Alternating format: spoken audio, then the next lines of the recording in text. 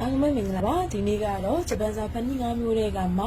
အတန်းဆောင်းဆိုနည်းကိုလေ့လာကြရမှာဖြစ်ပါတယ်ရှေ့ရက်တွေမှာအတန်းပြောင်းခြင်းနဲ့အတန်းရှည်ဆွဲခြင်းကိုအတူတူလေ့လာပြီးသွားပြီဖြစ်တဲ့အတွက်ကြောင့်မို့လို့ဒီနေ့ကတော့နောက်ထပ်နံပါတ်3အဆင့်အနေနဲ့အတန်းဆောင်းဆိုနည်းလေးကိုလေ့လာရမှာဖြစ်ပါတယ်ဒါဆိုရင်ဘလို့အခြေအနေမျိုးမှာအတန်းဆောင်းဆိုရမလဲဆိုတာကိုတစ်ချက်လောက်ကြည့်ကြည့်ရအောင်အတန်းဆောင်းဆိုဖို့တော့ဆိုရင်အဓိကတတိထားမှာကတော့စစ်ရဲ့ပုံသဏ္ဍာန်ကိုကြည့်ရပါမယ်စစ်ရဲ့ပုံသဏ္ဍာန်ကပုံမှန်အတိုင်းဖြစ်နေရင်တော့အတန်းဆောင်းဆိုစရာမလိုပါဘူးစစ်ရဲ့ပုံသဏ္ဍာန်ကပုံမှန်အတိုင်းဆိုရင်အတန်းဆောင်းဆိုစရာမလိုဘဲနဲ့သူ့ရဲ့ပုံသဏ္ဍာန်လေးဟာပုံမှန်ထက်သေးပြီးတော့ဟီရာကနာခတာကနာတခုခုရဲ့အောက်မှာရောက်နေခဲ့တယ်ဆိုရင်သူ့ကိုဘာလုပ်ကြမလဲဆိုရင်အတန်းဆောက်ဆိုပေးရပါမယ်အတန်းဆောက်ဆိုရပါမယ်အတန်းဆောက်ဆိုရဲဆိုတာဘာနဲ့တူလဲဆိုရင်အမားတို့မြန်မာဘာသာမှာတော့အောက်မြင့်ထည့်တာပေါ့နော်အောက်မြင့်ပေါင်းထည့်နီးနော်အောက်မြင့်ပေါင်းထည့်တယ်ဥပမာအဖြစ်အားလုံးနဲ့တစ်ချောင်းဝင်ဆိုရင်အိုလို့တန်ထွက်ပြီးတော့အားလုံးနဲ့တစ်ချောင်းဝင်အောက်ကမြင်ဆိုရင်အိုဆိုပြီးတော့အတန်ထွက်တယ်လေနော်ဒါကြောင့်မို့လို့အိုဆိုတာလဲအတန်ကိုစောက်ဆိုလိုက်တာအတန်စောက်ဆိုရဲဆိုတာမြန်မာဘာသာစကားနဲ့နှိုင်းယှဉ်လိုက်မယ်ဆိုရင်တော့အောက်မြင့်ထည့်တာနဲ့အတူတူပါပဲဒါပေမဲ့ဘယ်လိုနေရာမှာအတန်စောက်ဆိုရမလဲဆိုတာကိုအဓိကကြည့်ရမှာကစွတ်လေးဟာပုံမှန်တိုင်းဖြစ်နေတယ်ဆိုရင်အတန်စောက်ဆိုစရာမလိုဘဲနဲ့ပုံမှန်ထက်သေးနေမယ်အောက်ကိုရောက်နေမယ်ဆိုရင်တော့အတန်းဆောင်းဆိုပေးရမှာဖြစ်ပါတယ်ဥပမာတစ်ချက်လောက်ကြည့်ကြည့်ပေါ့နော်ဒါဆိုရင်အာစဤပူတော့ကိုအာစဤလို့ရေးရတယ်နော်အာစဤကပူတော့ဒါဆိုရင်စစ်ကိုတစ်ချက်လောက်ကြည့်ကြည့်ရအောင်တွေတွေနဲ့စွနဲ့ကအရွယ်အစားအတူတူပဲရေးထားတယ်ပုံမှန်အတိုင်းပဲရေးထားတဲ့အတွက်ကြောင့်မို့လို့သူကိုအတန်းစောင့်ဆိုစရာမလိုဘူးအာစိပူတော့ဆိုပြီးတော့အဓိပ္ပာယ်ရတယ်ကဲဒါကိုကြည့်ရင်တော့အစတဲ့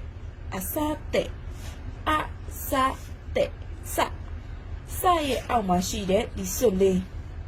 သတိထားပါတော့မယ်စစ်လေးဟာပုံမှန်ထက်သေးနေတဲ့စရဲ့အောက်ကိုရောက်နေတယ်ပုံမှန်ထက်သေးနေတာဖြစ်တဲ့အတွက်ကြောင့်မလို့သူ့ကိုတော့အတန်းဆောက်ဆိုရပါမယ်အစတဲ့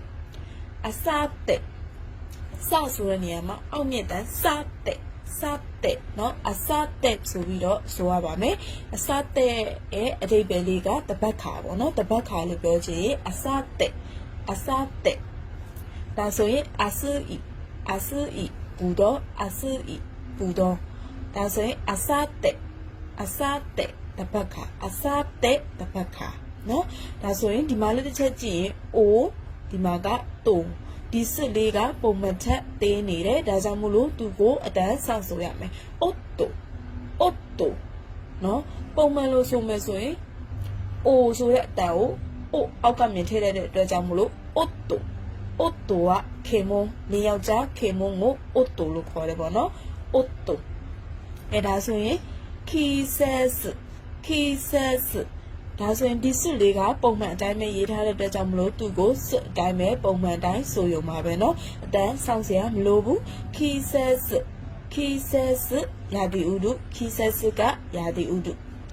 ဒါဆိုရင်သူ့ကိုကြည့်လိုက်တော့ခိရဲ့အောက်မှာစွတ်အသေးလေးပါနေတဲ့အတွက်ကြောင့်မလို့အတန်ဆောင်းဆိုမယ်ခိတဲ့ဒစိကောင်းအောင်ခိဆိုတဲ့အတန်လေးကိုဆောက်ဆိုမယ်ခိတဲ့ဒစိကောင်းเนาะဒါဆိုရင်ဒါလေးကခရှေ့မှာတင်ထားတဲ့ခရဲ့ပုံမှာတန်လေးတင်ထားတာတွေ့ရင်အတန်ပြည့်ဂဖြစ်သွားတယ်လို့ပြောတယ်လေဂဖြစ်သွားတယ်ဟုတ်ပြီဂဖြစ်သွားတဲ့နေရာမှာမှအောက်မှာစွတ်အသေးလေးပါလာတဲ့အတွက်ကြောင့်မလို့ဂကိုမှထပ်ပြီးတော့နောက်ထပ်စောင့်ဆိုတဲ့အတန်ဂခိုဒါကခိုကိုဥပေါင်းတယ်ခိုကိုဥပေါင်းတယ်ဆိုတာကအတန်ရှည်ဆွဲတာလေနော်တန်ရှည်ဆွဲတယ်ဆိုတော့ဒါကခိုကိုဥပေါင်းတော့ခိုးဆိုတဲ့အတန်ဖြစ်သွားတယ်ဒါကြောင့်မို့လို့ဂခိုကကြောင်နော်ဂခိုရဲ့အဓိပ္ပာယ်ကကြောင်အဓိကမှတ်ကမှာကအောက်မှာစစ်အသေးလေးပါတဲ့အတွက်ကြောင့်မလို့အတန်ဆောက်ဆိုရမယ်ဂခိုဒါဆိုရင်နောက်တစ်ခုကြည့်လိုက်တော့ခိ ဒါလေးကဖုနော်ဟာလိုင်းကဖုလေးကိုပုံတင်တိုင်းရင်ပူလို့အတန်ထွက်တယ်ခိပုလက်မှတ်နော်ခိပုလက်မှတ်အခုကခုတော့ချက်တာမှုတော့ကြောင့်မလို့ဒီအဓိပ္ပာယ်တွေကိုအလို့ချက်ဆရာမလို့သေးပေမဲ့သိထားရင်တော့ပိုကောင်းတာပေါ့နော်အဓိကအခုချိန်ကအတန်ထွက်ကိုပဲအတန်ထွက်နည်းကိုပဲပြောတဲ့အတွက်ကြောင့်မလို့အတန်ထွက်နည်းကိုအဓိကလိုက်မှတ်ပေးပါခိပုနော်စွတ်အသေးလေးပါရင်အတန်ကိုစောက်ဆိုရမယ်ပုံမှန်အတိုင်းစွတ်ဆိုရင်ပုံမှန်တိုင်းဆိုရုံပဲအစဤဘူးတော့အစားတဲ့တပတ်ခါအိုတိုနေယောက်ျားခင်မခီဆက်စရာဒီဥဒုခိတဲ့စိတ်ကဂခိုကြောင်းနောက်တစ်ခုကခိပုကလက်မှတ်ပေါ့နော်အဓိကဒီဟာတွေအရှိကတင်ထားတဲ့အတန်ပြောင်းခြင်းအတန်ရှင်ဆွဲခြင်းတွေကိုရတယ်ဆိုရင်ဒီနေရာဒီမှာလည်းအခက်မတွေ့တော့ဘူးပေါ့နော်ဒီမှာဆိုရင်လည်းခကိုတန်တင်နဲ့ဂဖြစ်သွားတယ်အောက်ကစစ်အသေးလေးပေါက်လိုက်တော့ဂခိုကိုဥပခိုနော်ဂခိုဆိုပြီးတော့ဖြစ်သွားတယ်နောက်တစ်ခုကခိပုလက်မှတ်နော်ဒါဆိုရင်အတန်ဆောင်ဆိုခြင်းကိုနားလည်မယ်လို့ထင်ပါတယ်အတန်ဆောင်ဆိုဖို့အတွက်အဓိကကြည့်ရမှာကဘာပဲလဲဆိုရင်စစ်ပုံမှန်တိုင်းစစ်ဆိုရင်အတန်ဆောင်ဆိုစရာမလိုပဲနဲ့ပုံမှန်ထက်သေးနေတယ်နော်တခုခုရဲ့အောက်ကိုရောက်နေမယ်ဆိုရင်သူ့ကိုဘာလုပ်ပေးရမလဲဆိုရင်အတန်ဆောင်ဆိုပေးရပါမယ်အတန်ဆောင်ဆိုရဲဆိုတာအမားတို့မြန်မာဘာသာစကားနဲ့ပြောရဲဆိုရင်အောက်မြင့်ထဲတာနဲ့အတူတူပါပဲနော်ဒါဆိုရင်နောက်တစ်ခုဆက်ကြည့်ရအောင်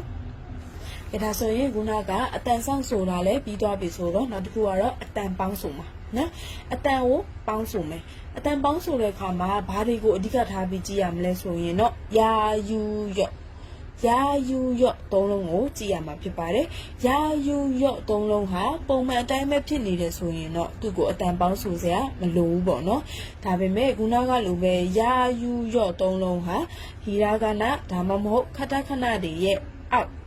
ကိုရောက်နေပြီးတော့ပုံမှန်ထက်သေးနေမယ်ဆိုရင်အတန်ကိုပေါင်းဆိုပေးရပါမယ်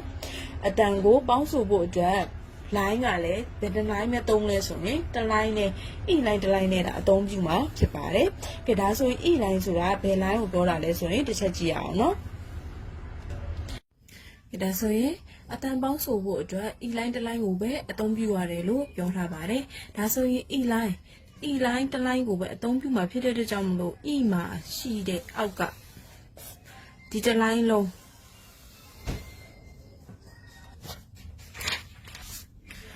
တန်ပေါင်းဆိုတဲ့နေရာမှာ e လိုင်းလို့ပြောတဲ့အတွက်ကြောင့်မို့လို့ e လိုင်းရဲ့အောက်ကခီရှီချီနီဟီမီရီဒါတွေအကုန်လုံးကိုအတန်ပေါင်းဆိုလို့ရပါတယ်ကြံတဲ့အာလိုင်းဥလိုင်းအဲလိုင်းအိုလိုင်းကိုအသုံးပြုလို့မရပါဘူးเนาะဒါဆိုရင်အတန်ပေါင်းဆိုတဲ့နေရာမှာအဓိကထားမှာက e လိုင်းတစ်ခုပဲကိုပဲအဓိကထားပြီးတော့အတန်ပေါင်းဆိုရမှာဖြစ်ပါတယ်အတန်ပေါင်းဆိုတဲ့နေရာမှာဘာတွေကိုတွေ့ရင်အတန်ပေါင်းဆိုရမလဲဆိုရင်ယာယူယော့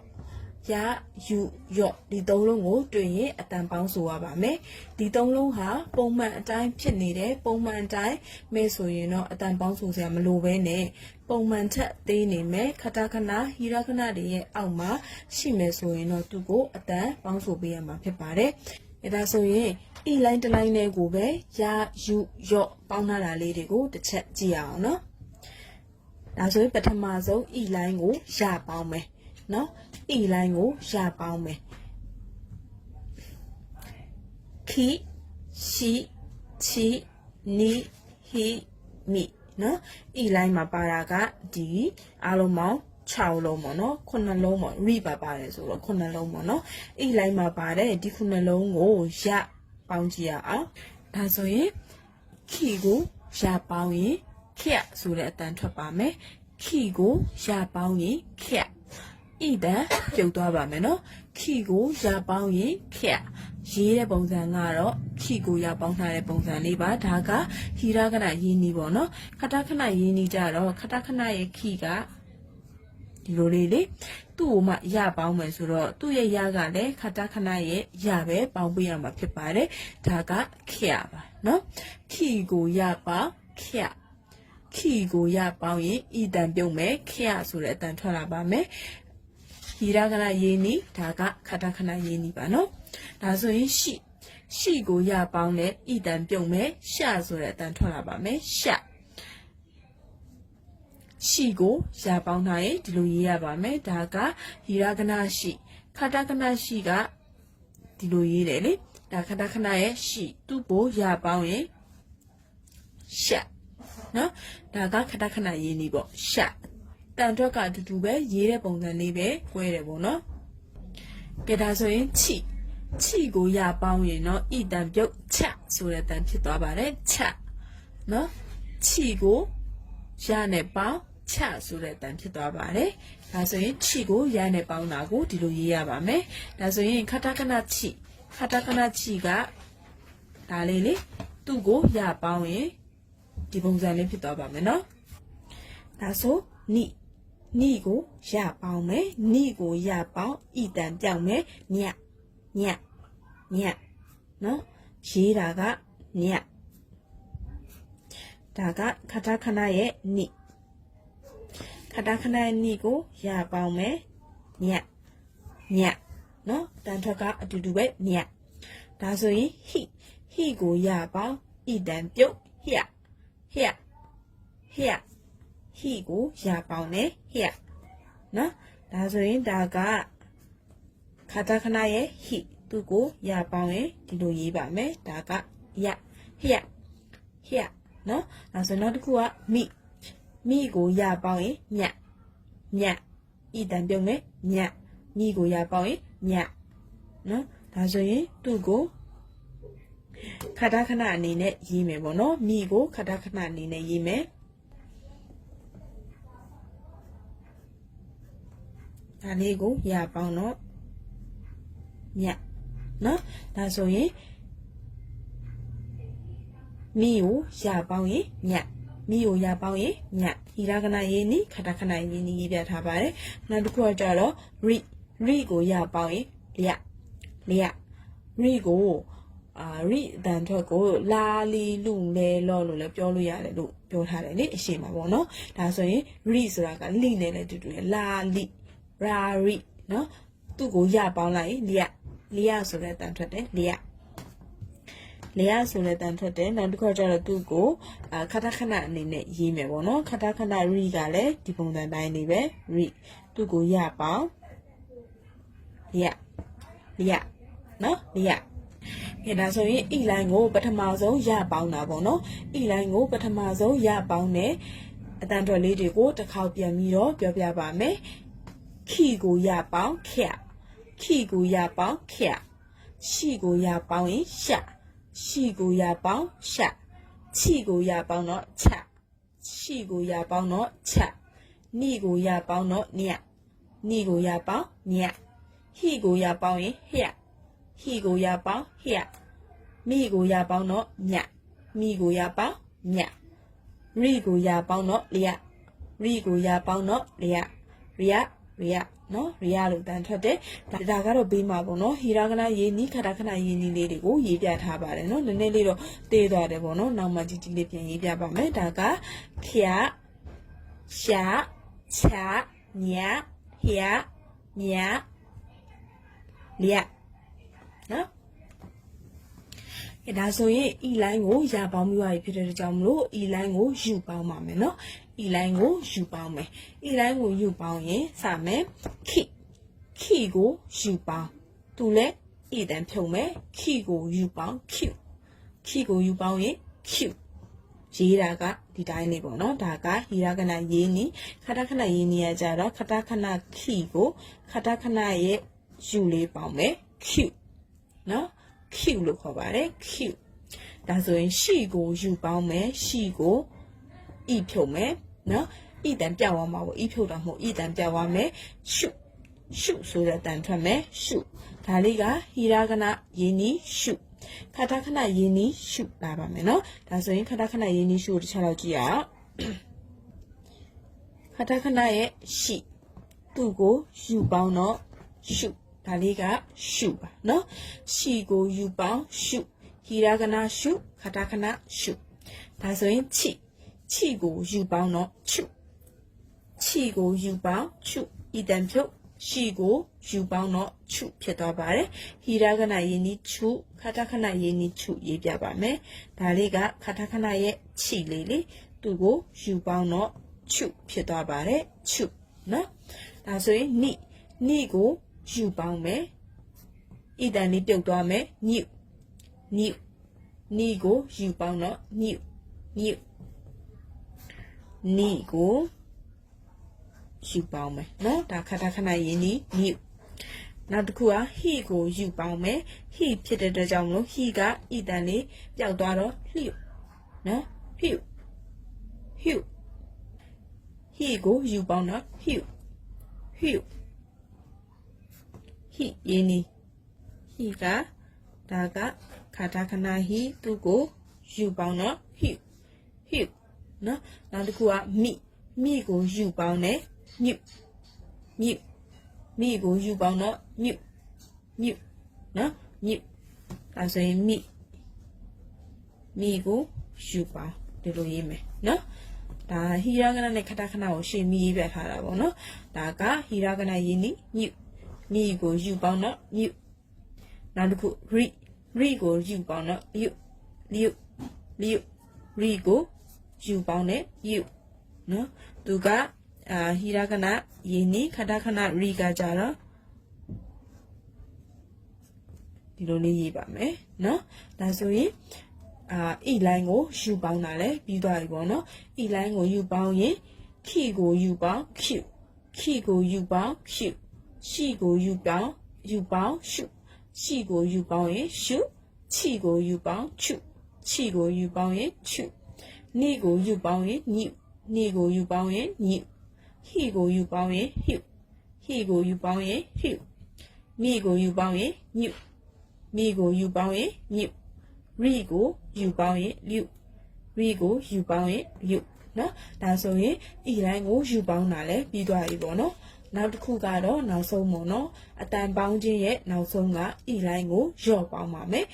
အတန်ပေါင်းခြင်းမှာအဓိကပေါင်းမှာယာယူယော့၃မျိုးပဲဖြစ်တဲ့အတွက်ကြောင့်မို့လို့နောက်ဆုံးကယော့ပေါင်းပါမယ်နော်ဒါဆိုရင်ခိကိုယော့ပေါင်းမယ်ဤတန်ပြုတ်တော့ခေ့ခိကိုယော့ပေါင်းရင်ခေ့ဆိုတဲ့အတန်ထောက်ပါမယ်ခေ့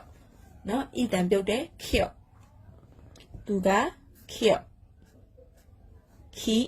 ဒီမှာခိနော်ခိကိုယောကဒီလိုလေးဖြစ်တဲ့ကြောင့်မို့ဒီပုံစံတိုင်းရေးရမယ်ပေါ့နော်ဒါကခေ့ဒါဆိုရင်ရှိကိုယောပေါင်းမယ်ရှိကိုယောပေါင်းဤတန်ပြုတ်တဲ့ရှော့ရှိကိုယောပေါင်းရင်ရှော့နော်ဒါဆိုရင်ရှိသူ့ကိုယောပေါင်းတော့ဒါလေးကိုရှော့လို့ခေါ်ပါမယ်ရှော့နော်နောက်တစ်ခုကချိကိုယောပေါင်းမယ်ချိကိုယောပေါင်းဤတန်ပြုတ်သွားတော့ချော့ချိကိုယောပေါင်းတော့ချော့နော်ချော့ကဒီလိုလေးရေးမယ်ချော့နော်ခဏရေးပြဖို့လေးမေ့သွားတော့လေနေရာကကတိကက်ဖက်လေးဖြစ်သွားတယ်ပေါ့နော်ဒါပေမဲ့မြင်ရမယ်လို့တော့ထင်ပါတယ်နည်းနည်းလေးတော့သိသွားတာပေါ့နော်ဒါကချော့ချိကိုယောပေါင်းရင်ချော့နော်နောက်တစ်ခုကတော့နိကိုယောပေါင်းပါမယ်နိကိုယောပေါင်းမယ်နိကိုယောပေါင်းတော့ဤဖြုံမဲ့ညော့နော်ဒါဆိုရင်နိကိုယောပေါင်းတော့ညော့နိကိုသူကယောကခဏယောကဒီလိုလေနော်နိကိုယောပေါင်းရင်ညော့နောက်တစ်ခုကဟိကိုယောပေါင်းမယ်ဟိဤတန်ပြောရမယ်ဟိကိုယောပေါင်းရင်ဟျော့နော်ဟျော့ဒါဆိုရင်ဟိကိုယောပေါင်းတဲ့ပုံလေးပေါ့နော်ဟျော့ဟိကိုယောပေါင်းရင်ဟျော့မိကိုယောပေါင်းရင်ညော့မိကိုယောပေါင်းတော့ညော့ဤတန်ပြုတ်တဲ့ညော့နော်ဒါဆိုရင်မိရင်းနီးကဒီလိုလေးသူ့ကိုယောပေါင်းတော့ဒီလိုပုံစံလေးဖြစ်သွားမယ်ဒါကညော့နော်ညော့ဒါပြီးရင်မြော့ပြီးရင်နောက်တစ်ခါကျတော့ရီကိုယောပေါင်းတော့လျော့နော်ရီကိုယောပေါင်းနဲ့လျော့ဒါဆိုရင် သူ့ရဲ့ရင်းနှီးလေးကဒီလိုလေးဖြစ်ပါမယ်နော်ဒါကယော့ယော့နော်ဒါဆို e ကိုယော့ပေါင်းမယ် e ကိုယော့ပေါင်းတော့အတန်ထွက်တယ်ဘယ်လိုဖြစ်သွားမလဲတစ်ချက်ကြည့်ရအောင် e line ကိုယော့ပေါင်းတာပေါ့နော် e line ကိုယော့ပေါင်းမယ် key ကိုယော့ပေါင်း kyo key ကိုယော့ပေါင်း kyo ရှိကိုယော့ပေါင်းတော့ shot ရှိကိုယော့ပေါင်းရင် shot ချိကိုယော့ပေါင်းရင် chot ရှိကိုယော့ပေါင်းရင် chot နီကိုယော့ပေါင်းတော့ nyot နီကိုယော့ပေါင်းရင် nyot ဟီကိုယော့ပေါင်းရင် hyot ဟီကိုယော့ပေါင်းရင် hyot မိကိုယော့ပေါင်းရင် nyot မိကိုယော့ပေါင်းရင် nyot ရီကိုယော့ပေါင်းရင် lyot ရီကိုယော့ပေါင်းရင် lyot နော်ဒါဆိုရင် e line ကိုယာယူယော့၃ခုလုံးပေါင်းပြီးသွားပြီပေါ့နော်အတန်ပေါင်းဆိုခြင်းမှာအဓိကသိရမှာကအတန်ပေါင်းဆိုခြင်းမှာအဓိကသိရမှာကယာယူယော့ပေါ့နော်ယာယူယော့၃လုံးဟာပုံမှန်တိုင်းဆိုရင်အတန်ပေါင်းဆိုစရာမလိုဘဲနဲ့ e line အောက်ကနော် e line အောက်ကစလုံးနေရဲ့အောက်မှာပုံမှန် site ထက်တင်းနေပြီဆိုရင်တော့သူ့ကိုမလုပ်ပေးရမလဲဆိုရင်အတန်ပေါင်းဆိုပေးရပါမယ်သူက e line တစ် line နဲ့အတွက်ပဲအသုံးပြုပါမယ်နော် e ကိုယာပေါင်းလို့ရသလို e line အောက်ကကောင်တွေကိုယာပေါင်းလို့ရသလိုe line အောက်ကပေါင်းတွေကို u လည်းပေါင်းလို့ရတယ်ယော့လည်းပေါင်းလို့ရပါတယ်နော်အတန်ထွက်တွေကိုလည်းခုနကပြပြပြီးသွားပြီဖြစ်တဲ့အတွက်ကြောင့်မလို့ရမယ်လို့ထင်ပါတယ်ဒါဆိုရင်နောက်ဆုံးတစ်ခုအနေနဲ့ကတော့ on ပေါင်းမှာဖြစ်ပါတယ် on ပေါင်းမှာပါ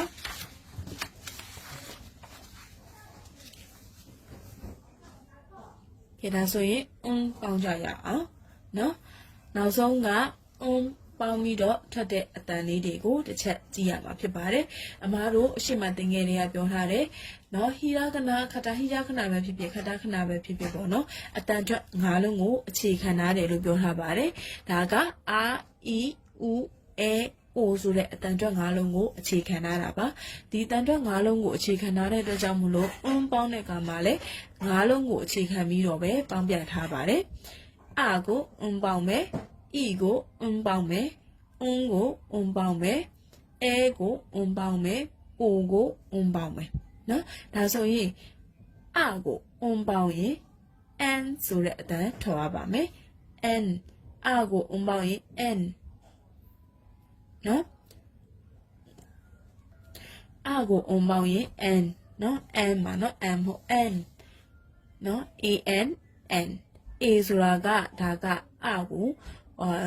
ရူမာကြီးအနေနဲ့ရေးပြထားတာပေါ့နော်ဒါရူမာကြီးအတန်ထွက်ပါရူမာကြီးအတန်ထွက်ဒါကတော့မှတ်လို့လွယ်အောင်ဗမာလိုရေးပြထားတာဖြစ်ပါတယ်အကိုပေါင်းရင် n ဆိုတဲ့အတန်ထွက်ပါမယ် n နဲ့စုံးတဲ့အတွက်ကြောင့်မို့လို့ဒီမှာကဗမာအတန်ထွက်ကိုတစ်ချက်ကြည့်လိုက်ရင် n n ဖြစ်တဲ့အတွက်ကြောင့်မို့လို့ပါဇက်ပိတ်เสียမလို့ပါဘူးပါဇက်ပိတ်เสียမလို့ပါဘူးเนาะ n နဲ့စုံးတာတယ် n ပါဇက်ပိတ်เสียမလို့ဘူးနောက်တစ်ခုက in e ကို in ပေါင်းတော့ in သူလဲအတန်ထွက်က in ဆိုတော့ in မဲ့လေဒါတော့ in ဆိုတဲ့အတန်ထွက်ပါမယ် in on ပေါင်းတာဖြစ်တဲ့ကြောင့်မလို့ n in e ကို on ပေါင်းရင် in နောက်တစ်ခု on u ကို on ပေါင်းတော့ un on ဆိုတဲ့အတန်ထွက်ပါမယ် on ဆိုတဲ့အတန်ထွက်ပါမယ် in on ဒါဆိုရင်a ကို on ပေါင်းတော့ m ဆိုတဲ့အတန်ထွက်ပါမယ် m ဆိုတဲ့အတန်ထွက်ပါမယ်သူကြတော့တန်ထွက်လေးကဒီ n နဲ့ဆင်ပင်မဲ့သူ့ကိုတော့တန်ထွက်တဲ့ခါမှာပါဇက်ပိတ် m နဲ့တန်ထွက်ပါမယ် m နော်သူက n သူကပါဇက်မပိတ်ဘူး n သူကပါဇက်ပိတ်မဲ့ m လို့တန်ထွက်ပါမယ်နောက်တစ်ခု o ကို on ပေါင်းတော့ on သူ့ကို on ရဲ့အနောက်မှာအဆက်လေးတွေချပြထားတာကအတန်လေးကိုနည်းနည်းဆွဲဆွဲငင်ငင်နေထွက်မဲ့ပုံစံမျိုးလေးပေါ့နော် on မဟုတ်ဘဲနဲ့ on ဆိုတဲ့အတန်ပေါ့နော်ဝေဆန်နှလုံးပေါက်မှာဆွဲဆွဲငင်ငင်လေးနဲ့ထွက်မဲ့ on သူကအတန်ထွက်က on ဒါဆိုရင်ဗမာလိုမှတ်မှန်ဆိုရင်တော့ n in on m on ပေါ့နော် n in on m on ဗမာလိုတန်ထွက်ကတော့ n in on m on ဆိုတဲ့အတန်ထွက်နဲ့မှတ်လို့ရပါတယ်เนาะရိုမာကြီးလိုရေးပြထားတာကတော့ပို့ပြီးတော့ အတန်အတွက်မှန်တယ်ပေါ့နော်ရိုမာကြီးအတန်အတွက်နဲ့ပို့ထွက်တာပိုကောင်းပါတယ်ဘာလို့လဲဆိုတော့ဗမာလူကြီးရေးပြထားတာကိုဗမာလူပြီးတောင်းထွက်လို့လည်းအဆင်မပြေဘူးပေါ့နော်အတန်အတွက်တွေမှားကုန်မှာဆိုလို့ပါဒါဆိုရင်အတန်ကို on ပေါင်းရင် n e ကို on ပေါင်းရင် in u ကို on ပေါင်းရင် on a ကို on ပေါင်းရင် m o ကို on ပေါင်းရင် on နော်ဒါဆိုရင်ခလိုင်းကို on ပေါင်းကြည့်ရအောင်ခကို on ပေါင်းမယ်ခရဲ့ရိုမာကြီးကို on က n နဲ့ပေါင်းလိုက်ရင် can ဆိုတာဖြစ်သွားမယ် can နော်ဒါက can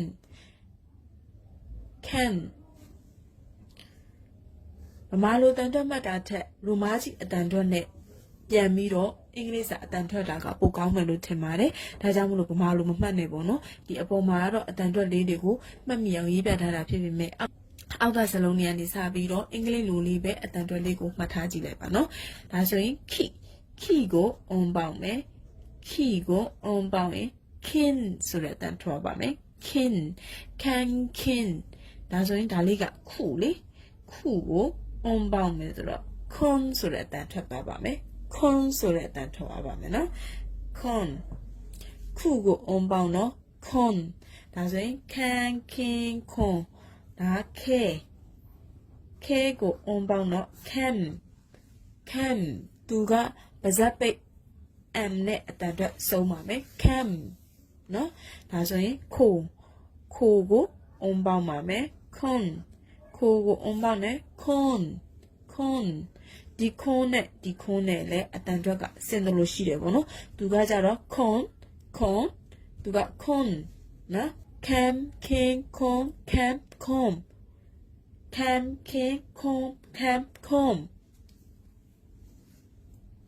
ဒါဆိုရင်စလေးကို on ပေါင်းတော့ san ရှိလေးကို on ပေါင်းတော့ shin ရှိလေးကို on ပေါင်းရင် shin စုလေးကို on ပေါင်းမယ်စုလေးကို on ပေါင်းမယ်နော်အဲ့မှာစုလေးကို on ပေါင်းတော့အတန်တွက်ကဒီလိုအင်္ဂလိပ်လိုကြည့်လိုက်ရင်ဟို san ဆိုတဲ့ပုံစံဖြစ်သွားမှာပေါ့နော်အမှန်တကယ်တော့ san မဟုတ်ဘူးပေါ့နော်သူကတက်ကစုဆိုတဲ့အတန်ထွက်ထားတာဖြစ်တဲ့အတွက်ကြောင့်မလို့စုကို on ပေါင်းတော့ sun ဖြစ်သွားပါမယ် sun sam shin som ဒါကဆဲလေးကို on ပေါင်းမယ်နော် sam သူကပါဇက်ပိတ် sam ပုံစံမျိုးလေးနဲ့အတန်ထွက်ပါမယ် sam shin som sam ဒါကဆိုလေးကို on ပေါင်းတယ် som နော် sam shin som sam ဆိုတဲ့အတန်ထွက်ဖြစ်သွားပါမယ် sam shin som sam နော်ဒီထိရမယ်ထင်ပါတယ်ဒါဆိုရင်ဒါလေးကိုတစ်ခေါက်ပြန်ကြည့်ရင် m in on am on cam king con cam con sam shin som sam နော်ဒါဆိုရင်ထပ်ပြီးတော့ပေါင်းကြည့်ရအောင်တလေးကို on ပေါင်းမယ်တလေးကို on ပေါင်းတော့ 10တလေးကို on ပေါင်းတော့ 10ချီလေးကို on ပေါင်းမယ်ချင်းတန်းချင်းဆုံးလေးကို on ပေါင်းမယ်ဆိုတော့တန်းချင်းစွန်းတန်းချင်းဆုံးတန်းတုံးနော်တန်းချင်းစွန်းတန်းတုံးဖြစ်သွားမယ်နော်四လေးကို on ပေါင်းတော့ sun တန်းချင်းစွန်းတန်းချင်းစွန်းတန်းတုံးဆိုတဲ့အတန်ဖြစ်သွားပါမယ်နော်ဒါဆိုရင်နန်းနေနုံနန်းနုံဆိုတဲ့အတန်ထွက်သွားပါမယ်နန်းနေနုံနန်းနုံဆိုတဲ့အတန်ထွက်သွားပါမယ်နော်ဒါဆိုရင် hand on bao no da le di on bao yin tu ga thot ma ga nan ne no nan no tu ga ham him phoneဖြစ်သွားမယ်နော် ham him phone ham home နော်အဓိကတိကမှာကဒီအတန်ထွက်တွေကမတန်နဲ့စုံတဲ့အတွက်ကြောင့်မို့ပါဇက်ပိတ်ပေါ့နော်ပါဇက်ပိတ်အတန်ထွက်ပေးရပါမယ် ham ဒါလေးက hon ham he phone ham hon နော်ဒါဆိုရင်မမေမေမေမိုနော်မေမေမိုမေမိုဆိုတဲ့အတန်ထွက်သွားပါမယ်သူကတော့မေမေမိုမေမိုဒါဆိုရင်ရကိုအုံပေါင်းတာနော်ရကိုအုံပေါင်းတော့ yan you ကိုအုံပေါင်းတော့ yon yan yinယုံတကယ်လို့အတန်ထွက်ကိုဒီလိုကြည့်ရင်းနဲ့မမှတ်မိဘူးဆိုရင်ရိုမာကြီးတန်ထွက်လေးခြာရေးလိုက်ပေါ့နော်ဒါဆိုရင်ဒီကောင်ကယူလေယူလေးကိုအုံပေါင်းလိုက်တော့ယုံဆိုတဲ့အတန်ထွက်သွားတယ်လေနော်အဲ့လိုမျိုးပဲဒီကောင်ဆိုရင်လည်းယော့လေးကိုအုံပေါင်းလိုက်တော့ယုံဆိုတဲ့အတန်ထွက်သွားမယ်ပေါ့နော်အတန်ထွက်ကိုမမှတ်မိခဲ့သည်ရှိတော့ရိုမာကြီးအတန်ထွက်လေးကိုခြာရေးပြီးတော့အတန်ထွက်ကြည့်ပါနော်ယန်ယုံyun နော်ရကိုအုံပေါင်းတော့ရန်ယူကိုအုံပေါင်းတော့ယွန်းရော့ကိုအုံပေါင်းတော့ယွန်းနော်ဒါဆိုရင် ran rin ron ram rim rom သူက one ဝါကိုအုံပေါင်းတယ်ဝါကိုအုံပေါင်းတော့ one ဝိုကိုအုံပေါင်းတော့ one ဝိုကိုအုံပေါင်းရင် one နော်ဒါဆိုရင်အတန်အတွက်ကိုထွက်တတ်မယ်လို့ထင်ပါတယ်နော်အုံပေါင်းတဲ့အခါမှာအဓိကသတိထားမှာကဗမာတန်အတွက်တိုင်းမဆိုဘဲနဲ့ရိုမာကြီးတန်အတွက်လေးတွေကိုပဲထွက်ကြည့်ပါရိုမာကြီးတန်အတွက်လေးတွေကိုထွက်ရင်တဖြည်းဖြည်းနဲ့အတန်အတွက်မှန်လာပါလိမ့်မယ်နော်ဒါဆိုရင် cam kim con cam con am in on am on nam ne no nam no နော်ခောက်တစ်ခေါက်ပြန်ဖတ်ပြီးရင်တဖြည်းဖြည်းနဲ့သူ့ဟာနဲ့သူစားတယ်အတန်အတွက်ကိုအကျွမ်းတူဝင်ဖြစ်လာပါလိမ့်မယ်ဆက်ဆက်ချင်းတင်တဲ့အခါမှာတော့ဒီဟာတွေကရှုပ်နေတယ်လို့ခံစားရပါမယ်စာပိုက်တွေဖတ်ကြည့်လိုက်တဲ့အခါမှာတဖြည်းဖြည်းနဲ့သဘောပေါက်နားလည်လာပါလိမ့်မယ်နော်ဒါဆိုရင်ဒီနေ့တင်တဲ့အတန်ဆောင်ဆိုတာလည်းပြီးတော့အတန်ပေါင်းဆိုတာလည်းပြီးဒါဆိုနောက်ဆုံးအုံပေါင်းတာလည်းပြီးဆိုတော့ဒီဟာတွေကုန်ရသွားရင်တော့ဂျပန်စာစဖတ်လို့ရပြီပေါ့နော်ဒါတွေကိုရဖို့အတွက်ကလည်းခဏခောက်တစ်ခေါက်ပြန်လေ့ကျင့်ပြီးမှရမှာဖြစ်တဲ့အတွက်ကြောင့်မလို့လေ့ကျင့်ပါလို့လည်းပြောချင်ပါတယ်ဒါဆိုရင်စာဖတ်နည်း5မျိုးပေါ့စာဖတ်နည်း5မျိုးကိုအသုံးပြုပြီးတော့နည်းနည်းလောက်စလုံးလေးတွေကိုဖတ်ကြည့်အောင်နော်ဒါကခီလေနော်ခီကိုအမကတန်တင်လိုက်ပြီခီကိုတန်တင်လိုက်ရင်ဂီဆိုတဲ့အတန်ထွက်လာတယ်ပေါ့နော်ဂီအဲ့ဂီလေးရဲ့အောက်မှာအမကဘာလေးပေါင်းလိုက်လဲဆိုတော့ယာယူရော့တဲ့ကရော့လေးကိုပေါင်းလိုက်တယ်နော်ယာယူရော့တဲ့ကရော့လေးကိုပေါင်းလိုက်တော့ဒီကောင်ကခီကိုတန်တင်တော့ဂီကိုရော့ပေါင်းတော့ဂယော့ဆိုတဲ့အတန်ထွက်သွားပါတယ်အမကတင်မေးထားတာကြတော့ခီလေးကိုရော့ပေါင်းရင်ခေါ့ဆိုတဲ့အတန်ပြောင်းသွားတယ်လေအခုဟာကခိမဟုတ်ပဲနဲ့အမကဂီလေးကိုရော့ပေါင်းတော့အတန်ထွက်ကဂယော့ဖြစ်သွားမယ်ပေါ့နော်ဂယော့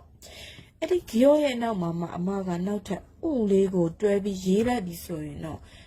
ဥပါတော့အတန်ရှည်ဆွဲရမှာဖြစ်တဲ့အတွက်ကြောင့်မလို့ဂယော့ဆိုတဲ့အတန်ထွက်သွားပါမယ်ဂယော့နော်ဂီကိုရော့ပေါင်းဂယော့ဥပေါင်းလိုက်တော့ဂယော့ဆိုတဲ့အတန်ရှည်ထွက်သွားပါမယ်ဒါကဒီစာဖတ်နည်း5မျိုးလုံးရတော့မှဒါဒီလိုအတန်အတွက်ကိုထွက်လို့ရမှာပေါ့နော်ဒါကြောင့်မို့လို့အဲ့ဒီစာဖတ်နည်း5မျိုးကိုပြန်လည်ကြည်ညောင်ကြည့်ထားဖို့တော့လိုတယ်ပေါ့နော်ဒါဆိုရင်နောက်တစ်ခုထပ်ပြီးကြည့်ရအောင်ဒါဆိုရင်ရှိကိုအမကယူလေးပေါင်းလိုက်တော့ရှုဆိုတဲ့အတန်ထွက်သွားတယ်လေရှုနော် ရှုကိုအမဥလေးထပ်ပေါင်းလိုက်ရင်ရှူးဆိုတဲ့အတန်ထွက်ဖြစ်သွားပါမယ်ရှူးဆိုတဲ့အတန်ထွက်ဖြစ်သွားပါမယ်ကဲဒါဆိုရင်အမကရှိကိုအပေါ်မှာတန်တန်တင်ထားတယ်ဆိုရင်ဂျီဖြစ်သွားမယ်ပေါ့နော်ဂျီကိုယူပေါင်းတော့ဂျူဂျီကိုယူပေါင်းရင်ဂျူဂျူကိုမှဥထပ်ပေါင်းတော့ဂျူးဆိုတဲ့အတန်ထွက်သွားပါမယ်ဂျူးဆိုတဲ့အတန်ထွက်သွားပါမယ်နော်နောက်တစ်ခုကတစ်ချက်ကြည့်ရအောင်ဒါလေးကချိလေးကိုအမကရော့ပေါင်းတယ်ချိလေးကိုရော့ပေါင်းတော့ချော့ချိလေးကိုရော့ပေါင်းရင်ချော့လေးကိုမဥလေးထပ်ပေါင်းလိုက်ရင်ချောဆိုတဲ့အတန်ဖြစ်သွားပါတယ်ချောဆိုတဲ့အတန်ဖြစ်သွားပါတယ်နော်ချိကိုရော့ပေါင်းတော့ချော့ကိုဥပေါင်းရင်အတန်ရှည်ဆွဲရမှာဖြစ်တဲ့အတွက်ကြောင့်မို့လို့ချောဆိုတဲ့အတန်ထွက်ဖြစ်သွားပါတယ်ကဲဒါဆိုရင်ဒါလေးတစ်ချက်ကြည့်ကြည့်မယ်နော်ဒါလေးကဟဲလေးကိုအမက